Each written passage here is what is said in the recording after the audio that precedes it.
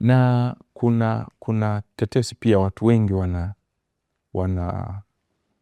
wanaogopa ama wanahofia kutoka nje kusema ama kuelezea kuhusiana na madhila haya wanayoyapata, pengine hawa waathirika, kwa pengine kuogopa hiyo aibu katika jamii.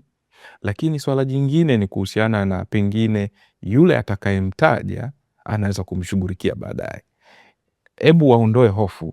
Napenda kuambia wanajamii wa Tanzania kwamba rushwa ya ngono inatesa, na inatesa kimya kimya, lakini matokeo yake ni makubwa ambayo yanakuja kuonekana hadharani baadaye, na mtu anaweza akaishi nayo kwa muda mrefu. Mfano, ni mwanafunzi amelazimishwa, ameshawishika kufanya vitendo vya rushwa ya ngono, baadaye akapata ujauzito.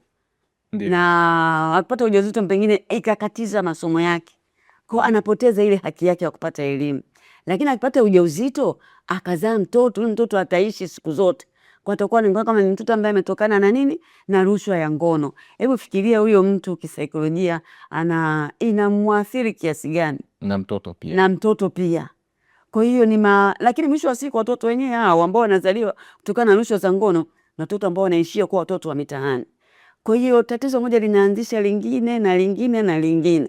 Kwa hiyo ni watoe hofu wa Tanzania kwamba rushwa ya ngono si kitu cha kuvumilia, si kitu cha kusubiria. Inapotokea ni kitu cha kuongea wazi. Wasisite kutoa taarifa TAKUKURU kwa kuja katika ofisi zetu au kwa kupiga simu namba 113 ambayo ni simu ya bure. Na niwahakikishie kwamba sisi tutazipokea hizi taarifa na tutazifanyia kazi kwa usiri mkubwa, lakini pia tukipata ushahidi wa kutosha tutazipeleka mahakamani ili kwamba wale ambao wanatuhumiwa vitendo vya rushwa ya ngono waweze kuchukuliwa hatua za kisheria, ikiwemo na kupata vifungo jela, lakini pia iweze kuwa fundisho kwa wengine wasiweze kushiriki matendo ya rushwa ya ngono.